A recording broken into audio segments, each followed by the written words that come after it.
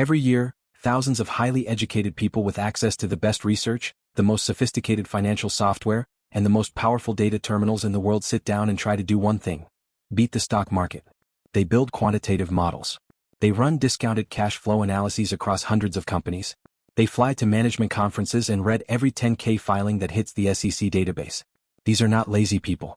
These are some of the most analytically capable humans on Earth, working 80-hour weeks at elite institutions with billions of dollars riding on every call they make. And most of them still lose. Not to a rival genius. Not to some insider with privileged information. They lose to a strategy that requires zero analysis, zero insight, and zero human judgment. They lose to an index fund that does nothing except own a small piece of everything in proportion to its market cap and charge you a fraction of a percent a year for the privilege of not making any decisions at all. My name is Eddie, and I spend way too much time thinking about money, financial markets, and the enormous gap between what the investment industry wants you to believe and what the data actually says. If you want to understand why paying someone to beat the market is almost always a worse deal than it sounds, make sure to hit subscribe and give this video a thumbs up if it ends up changing how you think about where your money is sitting right now. If you have money sitting in actively managed mutual funds and you've never thought hard about what the fee structure is actually costing you over time, this is the video to bookmark. Hit the like button, it helps more people find this. Let me start with the numbers because they are genuinely hard to believe until you have seen them. S&P Dow Jones Indices publishes something called the SPIVA report every year. It tracks how actively managed mutual funds perform relative to their benchmark index. The numbers are brutal. Over a 15-year period, roughly 88% of large-cap active fund managers in the United States underperformed the S&P 500. Not over one bad year. Not during some unusual market cycle. Over 15 consecutive years of trying, 88 out of every 100 professional stock pickers failed to beat a strategy that requires no skill, no research, and no human judgment whatsoever. Over 20 years, the numbers get worse. The percentage of active managers that survive and outperform their benchmark drops to somewhere around 92% to 95%. Almost nobody makes it. This isn't fringe academic data. It is published quarterly by the company that runs the indexes. The investment industry knows these numbers exist. They count on the fact that most investors never spend time actually looking at them. So here is the question: how? How can intelligent, hard-working, well-resourced professionals consistently underperform a strategy that requires nothing? The answer comes down to three structural forces, and once you understand them, the logic becomes airtight. The first reason is fees. The average actively managed mutual fund charges somewhere between 0.6% and 1.5% per year in expense ratio. A typical index fund charges 0.03% to 0.10%. That difference sounds minor until you do the maths over time. Two investors. Both start with $50,000. Both earn the exact same gross market return of 8% per year. One is in an active fund charging 1% annually. One is in an index fund charging 0.05%. After 30 years, the index fund investor ends up with approximately $503,000.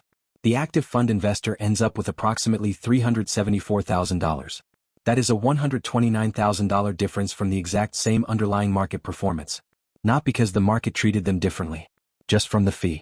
And this creates a deeply unfair structural challenge for every active manager.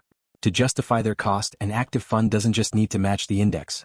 It needs to beat it by at least the fee differential every single year.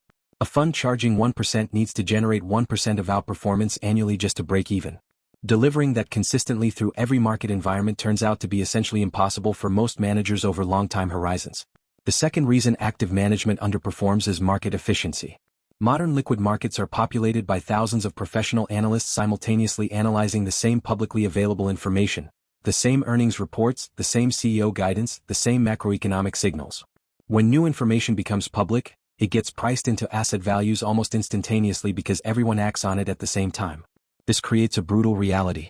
By the time a fund manager finishes their analysis of a company's competitive position, hundreds of other managers have run the same analysis and already traded on it.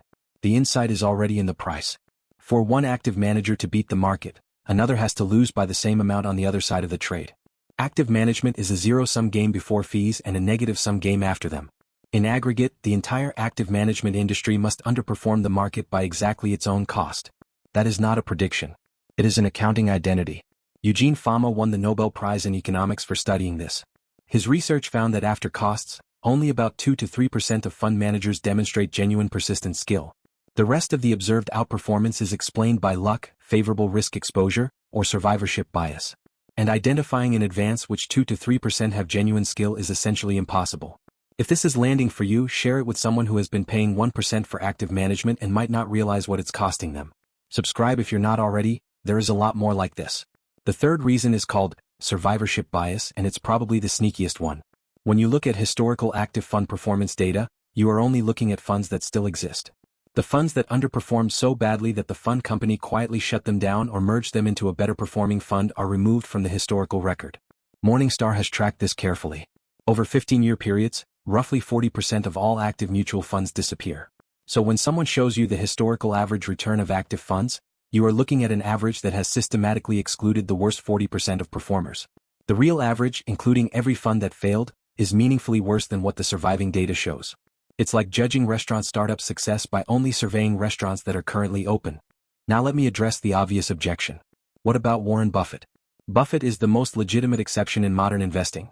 He has genuinely beaten the market over 50+ years in a way that is statistically significant. But Buffett himself has been telling individual investors to use index funds for decades. In his 2013 shareholder letter, he explicitly instructed that the cash to be left to his wife after his death should be invested 90% in a low-cost S&P 500 index fund. The greatest stock picker in history is telling you not to try to replicate him. That is not false modesty. It is an acknowledgement that the conditions that allowed him to outperform, less efficient markets and less sophisticated competition, no longer exist in the same form for typical fund managers today. There's a psychological reason people stay in inactive funds despite all of this. It's the same reason people play the lottery while understanding the house edge. The hope of being in the 12% that outperform, that this manager, this fund, is one of the exceptional ones, is a compelling story. And the fund management industry is extraordinarily good at marketing compelling stories. A $20 trillion industry has enormous financial interest in making sure you believe that paying 1% for active management is worth it. There are legitimate edge cases. In less efficient markets, smaller international equity markets, certain fixed income categories and private markets, there's more genuine opportunity for skilled managers to find real price discrepancies. And for investors with complex tax situations or very specific financial circumstances, certain active strategies can make sense in context. But for someone building a retirement portfolio over decades through consistent contributions, which describes the vast majority of people watching this, the evidence is overwhelming. Expected return goes up when costs go down. The most reliable way to outperform most active fund investors over a long time horizon is to own the total market through a low-cost index fund and simply not sell. There's something almost philosophically funny about where all of this lands. The investment industry has spent decades building ever more sophisticated tools, algorithms, and analysis infrastructure. It has attracted some of the brightest people in the world.